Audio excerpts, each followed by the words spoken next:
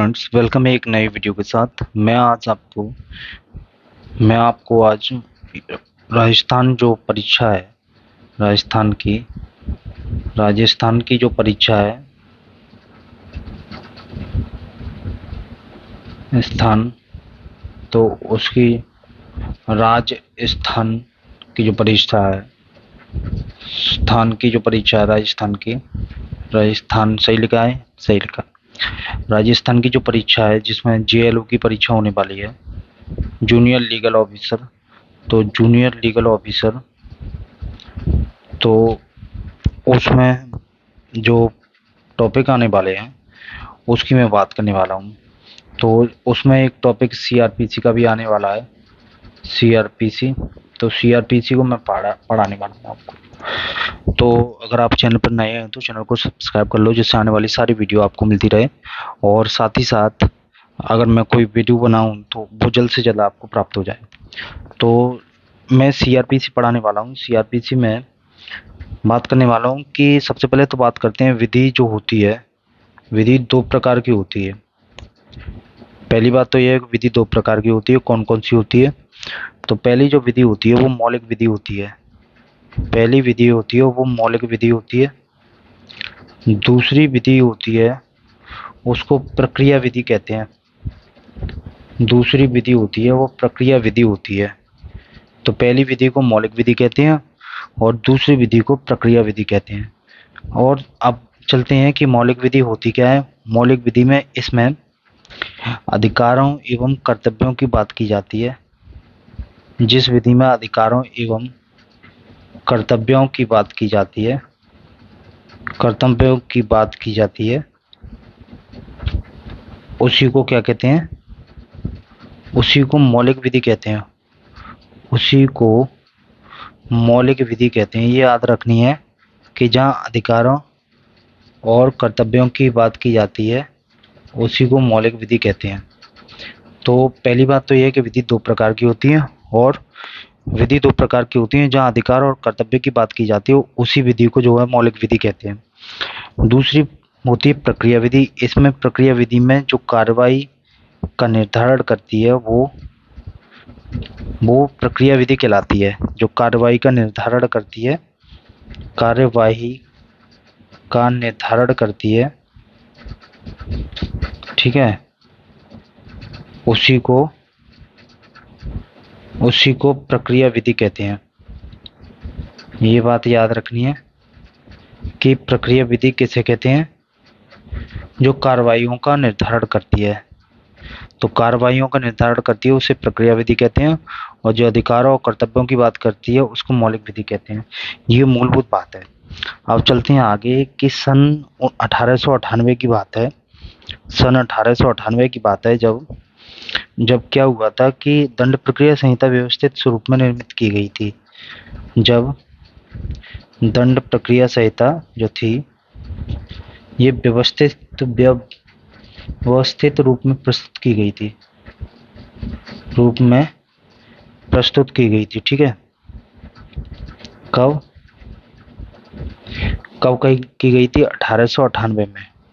1898 में जो दंड प्रक्रिया संहिता थी वो व्यवस्थित की गई थी। ये बात याद रखनी है कि जो दंड प्रक्रिया संहिता है वो कब व्यवस्थित की गई? 1898 में। फिर क्या हुआ था? फिर ये था कि फिर एक 1955 में 1955 में एक विधि आयोग बना, ठीक है, जिसे प्रथम आज़ादी के बाद का ये प्रथम विधि आयोग कहते हैं। आज़ादी के बाद का प्रथम विधि आयोग कहते हैं। इसने क्या किया था कि 1969 में इसने अपनी रिपोर्ट पेश करी। 1969 में इसने अपनी एक रिपोर्ट प्रस्तुत करी, ठीक है, और 1955 में गठित हुआ था और 1969 में इसने रिपोर्ट प्रस्तुत कर दी, ठीक है। ये बात हमें याद रखनी है। कौन सी? कि 1898 में दंड प्रक्रिया व्यवस्थित रूप में आई। दंड प्रक्रिया संहिता जो थी एक व्यवस्थित रूप में आई कैसे रूप में आई? एक व्यवस्थित रूप में आई, ठीक है।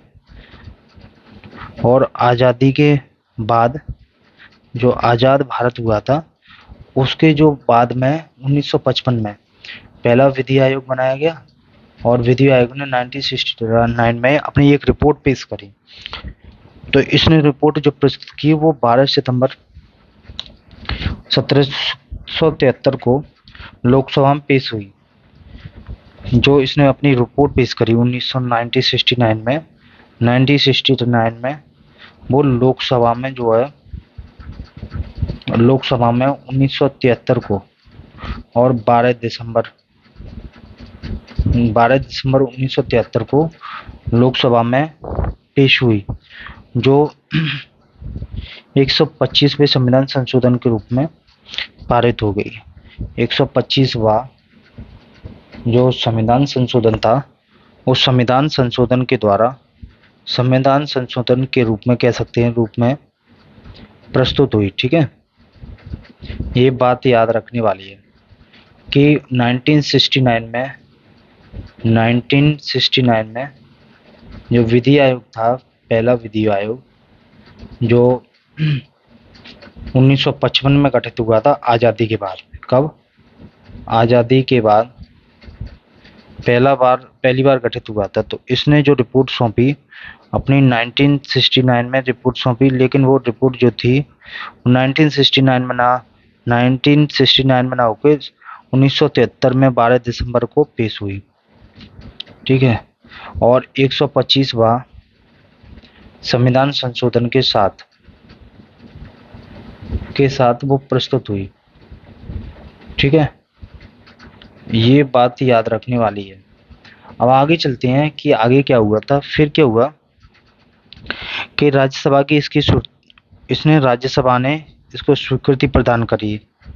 राज्यसभा ने इसको अपनी स्वीकृति प्रदान करी। क्या करी? इसकी स्वीकृति है कि हाँ भाई हम इसको पास करते हैं, और राज्यसभा ने इसको पास कर दिया। कब पास किया? 18 को किया था, 18 सितंबर 1973 को, ठीक है। 18 सितंबर 1973 को ये तो पेश हो गई, ये पास भी हो गई थी। अब ये पहले की कहानी है। 18 सितंबर 1973 को राज्यसभा ने पास करी, और दूसरी जो बात है उसके बाद 25 जनवरी को 1974 को राष्ट्रपति के हस्ताक्षर हो गए, ठीक है। राष्ट्रपति के हस्ताक्षर हो गए 25 जनवरी 1974 को। राष्ट्रपति ने अपनी मंजूरी प्रदान कर दी, ठीक है। मंजूरी प्रदान कर दी। इस तरीके से जब इसको मंजूरी मिल गई तो अब एक बन गई कौन सी संहिता? 25 जनवरी 1974 को सीआरपीसी। इसमें क्या था सीआरपीसी में? इस सीआरपीसी में 37 अध्याय थे, और क्या था 37 अध्यायों के बाद 37 अध्याय थे, और 37 अध्याय थे। उसके बाद 484 धाराएं थी। 484 धाराएं थी। तीसरी बात जो थी, इसमें सबसे बड़ा अध्याय जो था, और सबसे बड़ा जो अध्याय था इसमें अध्याय 6 है। इसमें कुल 30 धाराएं हैं। तो सबसे बड़ा जो अध्याय है कौन सा है? वो अध्याय 6 है, जिसमें कितनी धाराएं? जिसमें 30 धाराएं हैं। ये याद रखने वाली बात है, जिसमें 30 धाराएं हैं, ठीक है। अब आगे बढ़ते हैं तो सीआरपीसी की महत्वपूर्ण धाराओं की बात करते हैं। कि सीआरपीसी में महत्वपूर्ण धाराएं क्या थी। तो चलते हैं, शुरू करते हैं। उससे पहले कुछ सीआरपीसी की विशेषताएं हैं, उन विशेषताओं पर भी चलो चर्चा कर ले रहे हैं। विशेषताएं क्या हैं सीआरपीसी की, तो वो बात कर ले रहे हैं। तो सीआरपीसी की कुछ विशेषताएं, जैसे जब ये सीआरपीसी जिस रूप में आज अपने सामने है, तो उसकी कुछ विशेषताएं, जैसे नंबर 1, क्या विशेषताएं हैं कि कार्यपालिका का न्यायपालिका से पृथक्करण है। कार्य कार्यपालिका का कार्यपालिका का न्यायपालिका से न्यायपालिका से वह न्यायपालिका होता है, ठीक है, न्यायपालिका लिखा जाता है ऐसे न्यायपालिका, ये बात याद रखनी है। न्यायपालिका से पृथक्करण ऐसे लिखा जाता है पृथक्करण। तो न्यायपालिका से कार्यपालिका का पृथक्करण एक बात। नंबर दूसरी बात क्या है कि आरोप पत्र जो होगा, आरोप पत्र पुलिस को 60 दिन के भीतर 60 दिनों के भीतर पेश करना है, दिनों के भीतर प्रस्तुत करेगी, ये करना है पुलिस को 60 दिन के भीतर चार्जशीट जिसको बोलते हैं, चार्जशीट, ठीक है, जिसको आरोप पत्र बोल रहे हैं, आरोप पत्र दाखिल करेगी कितने दिन में, 60 डेज में दाखिल करेगी। ये बात इम्पोर्टेंट है सीआरपीसी में कि जो सीआरपीसी में जो आरोप पत्र दाखिल होगा वो 60 डेज के भीतर दाखिल होगा, ठीक है, भीतर दाखिल हो जाएगा। ये इसकी विशेषता है। अब प्रश्न कभी कभी इस पे भी आ जाता है कि सीआरपीसी में आरोप पत्र कितने दिनों में दाखिल किया जाता है, ये अगर क्वेश्चन बन जाए, ठीक है, किया जाता है, तो अब ये प्रश्न बन जाए तो इसके लिए क्या करोगे, इसके लिए यही करोगे ऑप्शन ए, बी, सी और डी।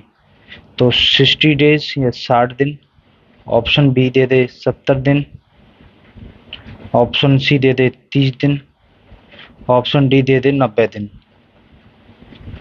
तो बेटा जो होगा राइट आंसर वो 60 डेज का होगा, ठीक है, तो 60 days is the right answer.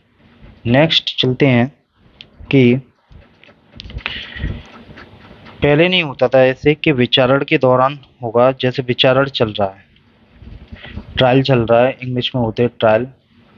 देखो अगर आप चैनल पर नए हो तो चैनल को लाइक, वीडियो को लाइक और चैनल को सब्सक्राइब कर लो, जिससे आने वाली सारी वीडियो आपको तुरंत नोटिफिकेशन जाया करे और नोटिफिकेशन के माध्यम से आपको ये मालूम पड़ जाया करे कि अभी हाल फिलहाल कौन सी वीडियो आई है।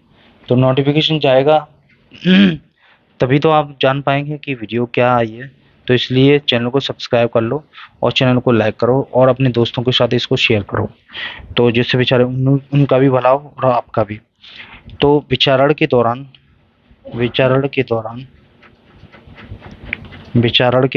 क्या होगा, कारावास में लगा हुआ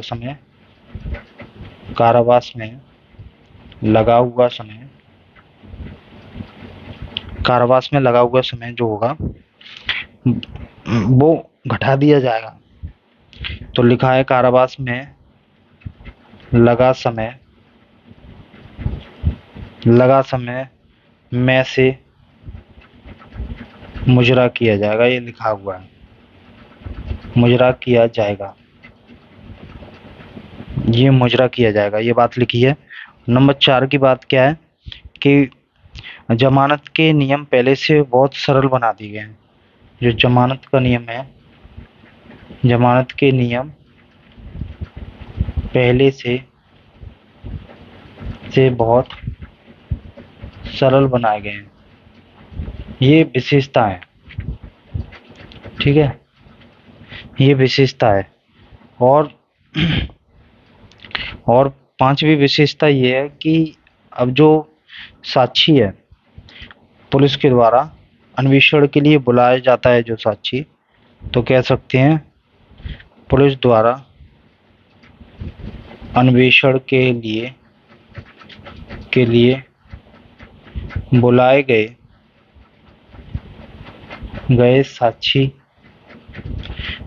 साक्षी को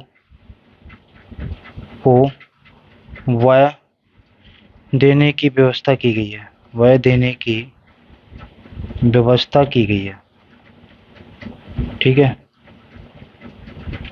वह देने की व्यवस्था की गई है। और 6 नंबर जो है उस पर चलते हैं कि कार्यपालिका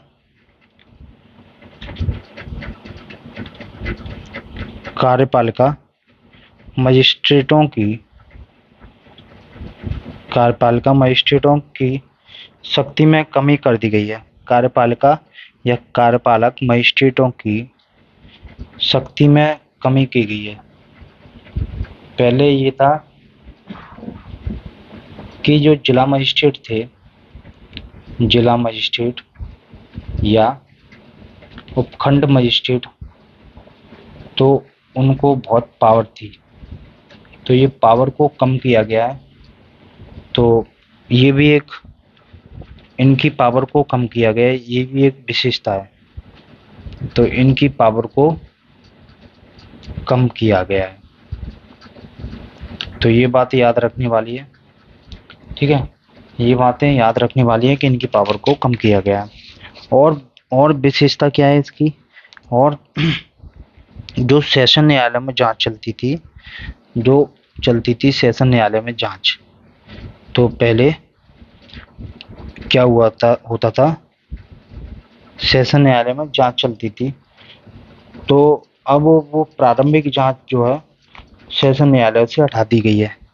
सेशन न्यायालय में प्रारंभिक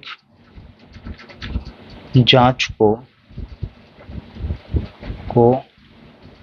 हटा दिया गया है, ठीक है। ये भी एक क्या है, अब सेशन उसको डायरेक्ट विचारण करेगा, जांच जो होगी वो लोअर कोर्ट्स के द्वारा होगी। तो इसकी ये विशेषता है। और एक और विशेषता है कि जूरी का जो विचारण था, जूरी द्वारा विचारण को समाप्त कर दिया गया है। तो समाप्त कर दिया गया, ये बात याद रखनी है। तो जूरी का जो विचारण था वो समाप्त कर दिया गया है। और भी है, तृतीय श्रेणी के मजिस्ट्रेटों को कोई स्थान नहीं मिला है। तो first class, second class magistrate, third class magistrate नहीं अब, तो कहते हैं फर्स्ट क्लास है, सेकंड क्लास मजिस्ट्रेट है, तो वैसे ही अब थर्ड क्लास मजिस्ट्रेट इसको हटा दिया गया। तो कह सकते हैं कि तृतीय श्रेणी के मजिस्ट्रेटों को कोई स्थान नहीं दिया गया, कोई स्थान प्रदान नहीं किया गया, ठीक है। तो ये इसकी विशेषता है। तो इस तरीके से हमने विशेषताओं के बारे में पढ़ा। तो सीआरपीसी के हमने कह सकते हैं कि पहले चैप्टर की शुरुआत कर दी है, अध्याय 1 की, ठीक है। अध्याय 1 में हालांकि बहुत सी चीज़ें हैं, लेकिन और भी इसमें बहुत सी बातें हैं जो मेन की पॉइंट हैं, की फैक्टर हैं, तो इनकी भी हम चाहें तो चर्चा कर सकते हैं। जैसे कि कुछ इसमें की पॉइंट ये हैं कि जो विशेष न्यायिक मजिस्ट्रेट होता है, मजिस्ट्रेट का कार्यकाल 1 वर्ष का अधिकतम रखा गया है। तो विशेष न्यायिक मजिस्ट्रेट का कार्यकाल, तो कुछ और भी कह सकते हैं कि कौन क्या कितने दिन की व्यवस्था की गई है। तो इसमें ये हम कह सकते हैं कि इसमें जो व्यवस्था है वो कैसी व्यवस्था है कि जो न्यायिक मजिस्ट्रेट होता है उसको, जैसे विशेष न्यायिक मजिस्ट्रेट होता है, विशेष पॉक्सो का हुआ या जुवेनाइल का हुआ, तो ऐसे विशेष न्यायिक मजिस्ट्रेट का कार्यकाल 1 वर्ष अधिकतम है। तो विशेष न्यायिक मजिस्ट्रेट का कार्यकाल 1 वर्ष अधिकतम है। 1 वर्ष तो वो रहेगा, 1 वर्ष से ज़्यादा नहीं रह सकता है, ठीक है। तो 1 वर्ष उसका अधिकतम कार्यकाल है न्यायिक मजिस्ट्रेट का। ये बात हमें याद रखनी है कि न्यायिक मजिस्ट्रेट का 1 वर्ष का अधिकतम कार्यकाल है। वहीं दूसरा जो है, ये हो गया ये दूसरा, कि विशेष महानगर मजिस्ट्रेट होते हैं, महानगर मजिस्ट्रेट, और वो भी कैसे, विशेष महानगर मजिस्ट्रेट, तो उनका कार्यकाल भी 1 वर्ष अधिकतम किया गया है। 1 वर्ष अधिकतम अधिकतम उनका भी कार्यकाल है। 1 वर्ष अधिकतम उनका भी कार्यकाल रखा गया है। तो ये वाली बात भी हमें याद रखनी है कि उनका कार्यकाल 1 वर्ष अधिकतम कार्यकाल रखा गया है। ठीक है, तो इस तरीके से हमें विभिन्न जो पदों पर जो अधिकारी हैं उनकी बात रखी गई है। अब लोक अभियोजक के बारे में भी इसमें, तो जो लोक अभियोजक है इसमें रखा गया है इसमें लोक अभियोजक जो बनने की योग्यता है या बनने हेतु 7 वर्ष का विधि का व्यवसाय चाहिए, विधि व्यवसाय चाहिए, तब वो जो है लोक अभियोजक बनना आ जाएगा। तो 7 वर्ष की जो विधि व्यवसाय सरकारी वकील को बोलते हैं वो होना चाहिए। और विशेष यहीं पे विशेष लोक अभियोजक होगा, उसको अभियोजक को 10 वर्ष, विशेष लोक अभियोजक को 10 वर्ष के लिए विधि व्यवसाय होना चाहिए न्यूनतम। तो न्यूनतम जो विधि व्यवसाय है तो वो 10 वर्ष है विशेष लोक अभियोजक का। तो विशेष जो लोक अभियोजक है उसका विधि व्यवसाय जो है 10 वर्ष है। ये बात हमें याद रखनी है। आगे और भी बातें हैं, जैसे ये तो सभी को मालूम है कि गिरफ्तार जो किया जाता है व्यक्ति, उसको 24 घंटे के भीतर 24 घंटे से ज़्यादा निरुद्ध नहीं कर सकते। ठीक है, गिरफ्तार किए गए व्यक्ति की पेशी न किए जाने पर निर्दयी का समय जो है 24 घंटे है अधिकतम। जब पेश नहीं कर रहे हैं उसको, तो उसको निरुद्ध कर रहे हैं, जैसे किसी को निरुद्ध कर लिया, तो वो अधिकतम जो अवधि है वो अधिकतम अवधि 24 घंटे की है। ठीक है, तो अधिकतम अवधि 24 घंटे की है। ये बात याद रखने की है, इम्पोर्टेंट है, परीक्षा में पूछी जाती है।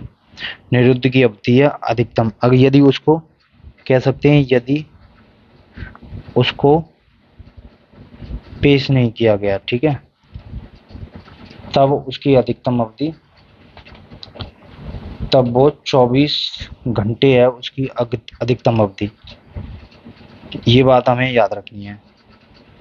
और चलते हैं और थोड़ी सी बात कर ले रहे हैं कि जैसे कोई संपत्ति को कुर्क कर लेते हैं, संपत्ति को कुर्क, संपत्ति की कुर्क की गई या कुर्क की गई संपत्ति के बारे में, या संपत्ति को जब कुर्क कर लेते हैं तो उसके बारे में क्या कर सकते हैं, उसके बारे में अधिकतम दावा करने की अवधि 6 माह है।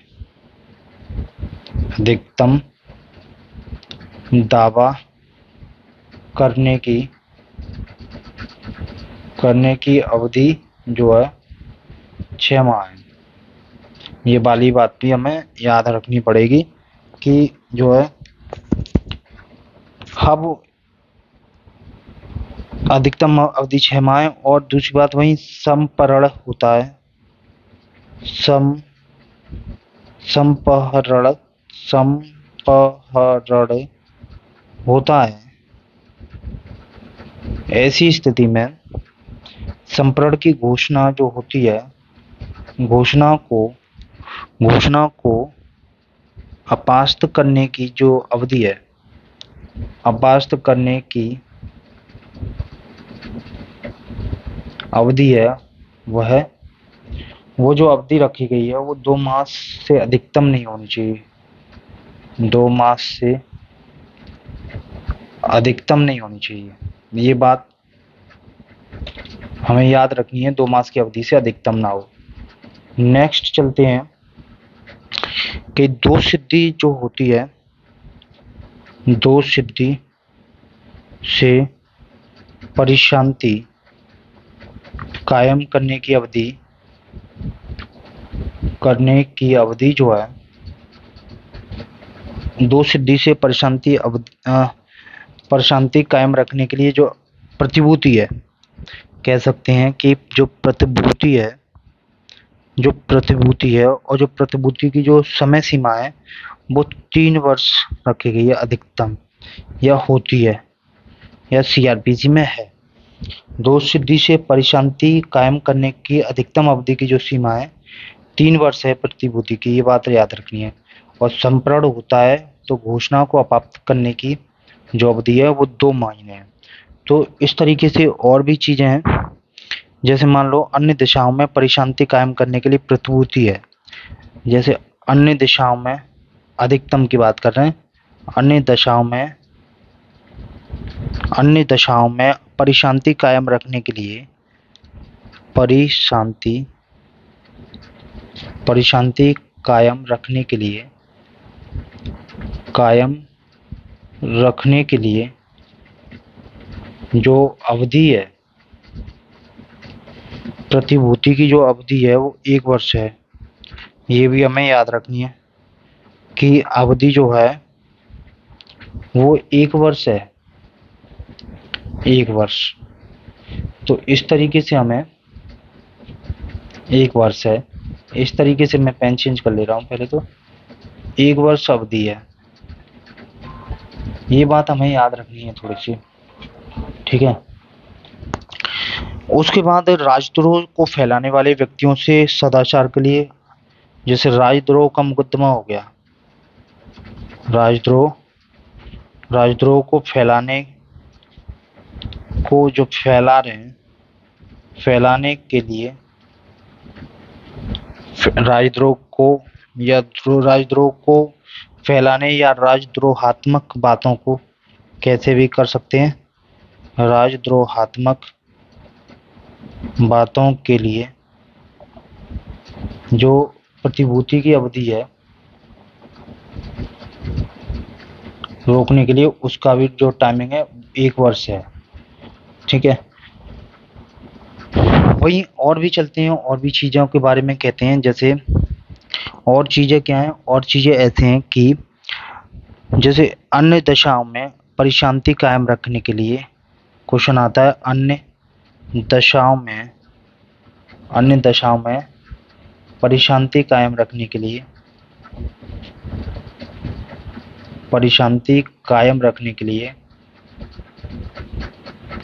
क्या करते हैं, अन्य दशाओं में परिशांति कायम करने के लिए 1 वर्ष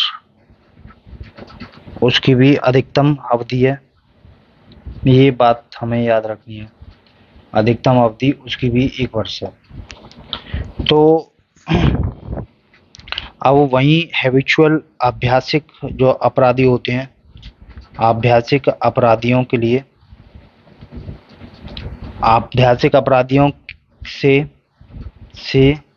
सदाचार के लिए प्रतिभूति लेंगे उसकी टाइमिंग क्या है, उसकी भी 1 वर्ष अवधि है, वो भी कैसी, अधिकतम। ये बात हमें याद रखनी है। अभ्यास ये 1 वर्ष नहीं है, ये मिस्टेक हुई, 3 वर्ष है, ठीक है। और अभ्यासिक अपराधियों के लिए 3 वर्ष है, 3 वर्ष की अवधि, ये हमें याद रखना है।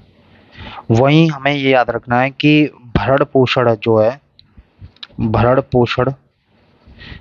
पोषण ना चुकाने पर, जब भरण पोषण हो जाए और ना चुकाने पर वो अवधि कितनी है, वो अवधि भी है, भरण पोषण ना चुकाने पर अवधि कितनी है,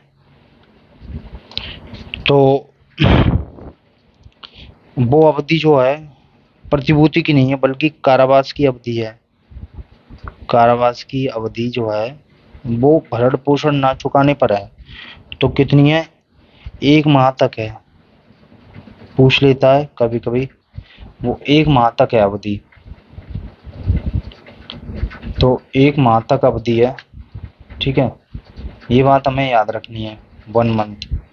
तो 1 मंथ की जो अवधि है ये हमें याद रखने वाली बात है कि जो 1 माह तक अगर भरण पोषण जो किसी ने बांधा है और भरण पोषण को नहीं दे पा रहा है तो ऐसी स्थिति में उसे 1 माह का कारावास सुनाया जा सकता है। 1 वर्ष का कारावास सुनाया जा सकता है, ये बात हमें याद रखनी है। तो इतनी जो सारी चीजें मैंने आपको पढ़ाई हैं ये सीआरपीसी से रिलेटेड है, ठीक है। सीआरपीसी में और भी 2-4 बातें वैसे हैं, जैसे